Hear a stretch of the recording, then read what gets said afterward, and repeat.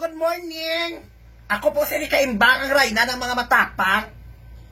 Kahit kaanong hirap, anghang, talagang nilalabanan ko yan.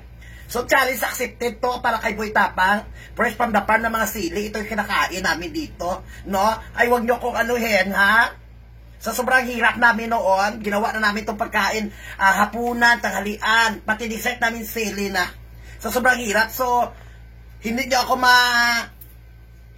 ma-blame, no? Hindi nyo ako pwedeng sisihin, no? Kung kaya ko kainin to, no? Kasi, challenge ko naman ito kay Boy Tapang, so, pwede kainin ito, depende po yan, no? Kasi tapang nga. So, kung maanghang ito, buhay ko to. Wala kayong pakialam, no? At saka, sino bang nag-utos sa akin? Wala naman, gusto ko lang. Kaya wag nyo ko anuhin. No, sa sobrang hirap namin noon, pinaghirapan, sobrang hirap talagang hindi na kami makakain. Ginawa na namin yapunan ng sili, kaya tingnan natin kung ilang siling makain ko. Huwag nyo kong anuhin, no? Sa tingin mo ba, mga ilan? Ubusin mo. Ha? Ubusin mo. So ako, wag nyo akong anuhin. Ito ba to? Yan. O, kaya, ay, nako. Kaya, simpleng buhay lang, no? Kaya, sili, oy. Wala yan sa akin, Boy Tapang. Panis yan. First from the farm, makakatulong pa to. Makakatulong to, lalo nagbaog ka. Hindi ka ay, tamis-tamis, oh. Umaling-asa yung anghang. Matamis. Go kay! Go kay, asin gusto mo? Wala, parang sana dito sa akin.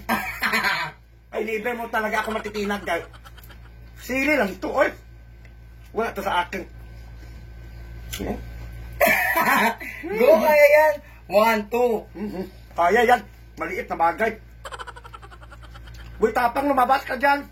Kumakain ka ng mga pupo ng baboy. So, gawa. Ginagawa lang namin itong bigas dati. Kung nakita nyo yung mata ko parang nagluluha, no? Hindi po ako naangangan. Go, may kaya mo yan, go! Hindi ako maangangan. Wala pa akong naramdaman na maangang. Tumutulak na talaga yung luwa ko kasi naalala ko yung hirap ng buhay namin noon. Hindi pa ako umiiyak na dahil sa anghang. Sabi, naalala ko yung mga pinagdaanan ko, yung mga malungkot na nangyari. Never pa ako naangangan. No? Sa alis accepted po ito. Lord, no. Hindi talaga ako masuko.